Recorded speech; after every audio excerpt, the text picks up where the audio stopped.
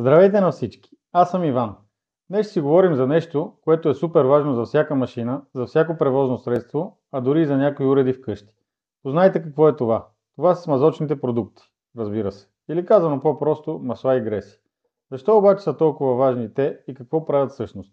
Ще разберем също така какво е тяхното развитие през годините, какви са били преди и какви сега. Това е темата на това видео. Нека започваме. Представете си две метални повърхности, които се движат една в друга. Ако няма нищо между тях, се получава триене.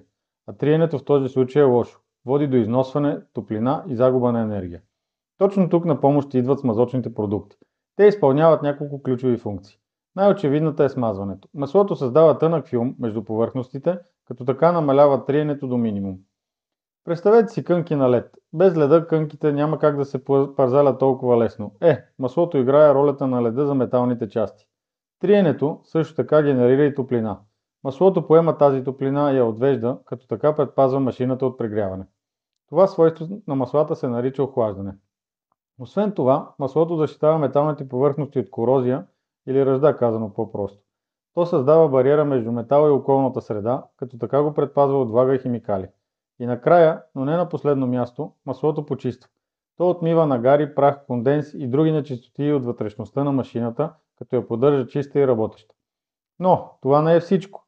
Смазочните продукти имат и други важни роли. Една от тях е уплътняване. В двигателите маслото помага за уплътняването на буталата и цилиндрите. Това е важно за добрата компресия и ефективната работа на двигателя.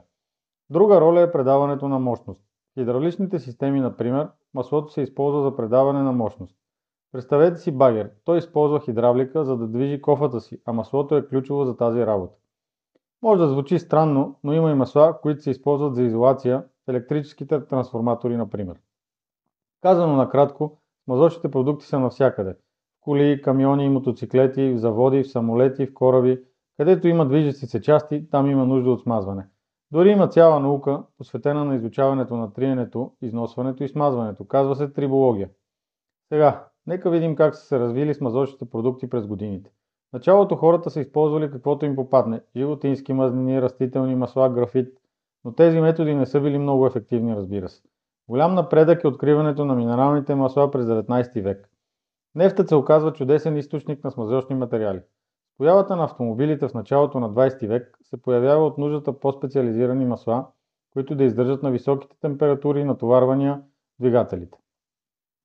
По време на Втората световна война се разработват синтетичните масла, които са още по-добри от минералните и могат да работят и в екстремни условия. Днес имаме масла с всякакви добавки, които подобряват смазването, защитата от корозия и удължават живота на машините. Имаме и всесезонни масла, защото преди маслата, например, са били или летни, или зимни. В днешно време се обръща голямо внимание и на екологията, затова се разработват масла, които са по-щадящи към околната среда. Има масла за всякакви приложения, за двигатели, за трансмисии, за хидравлика.